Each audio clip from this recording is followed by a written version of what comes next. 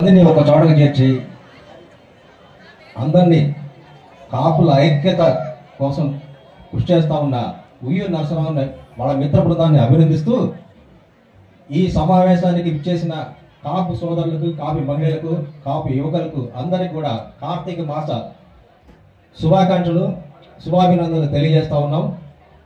అలాగే వేదికను అలంకరించిన పెద్దలందరికీ కూడా నా అభినందనలు, శుభాభినందనలు తెలియజేస్తూ ముందుగా మనం కాపు కులానికి ఆరాధ్యులైనటువంటి శ్రీకృష్ణదేవరాయలు వారి హయాంలో జరిగిన పరిపాలన అంతా కూడా స్వర్ణయుగంగా చెప్పుకుంటారు. ఆ తర్వాత కాపు కులంలో ఇంకా తర్వాత చాలామంది వచ్చారు.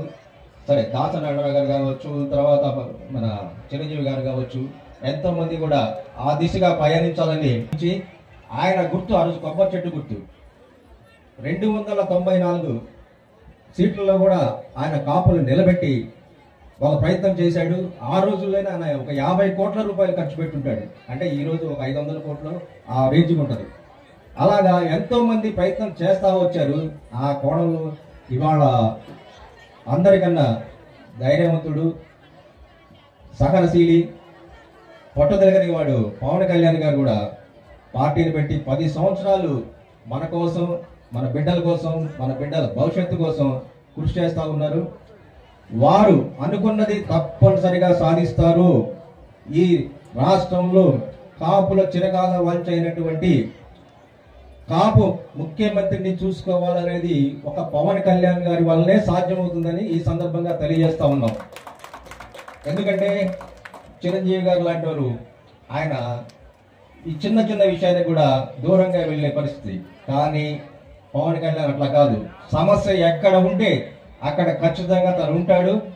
తన వెనక జనం కోసం తను ముందుంటాడు. అటువంటి మనస్తత్వం కలిగిన నాయకత్వం మనకు అవసరం.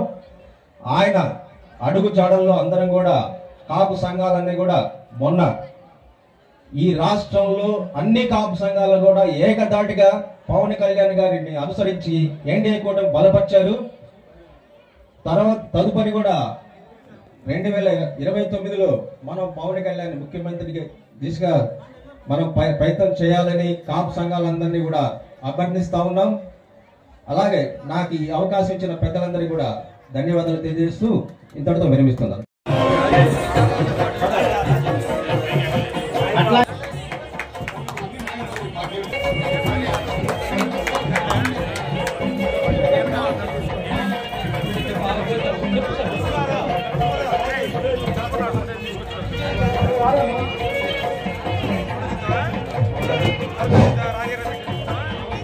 మన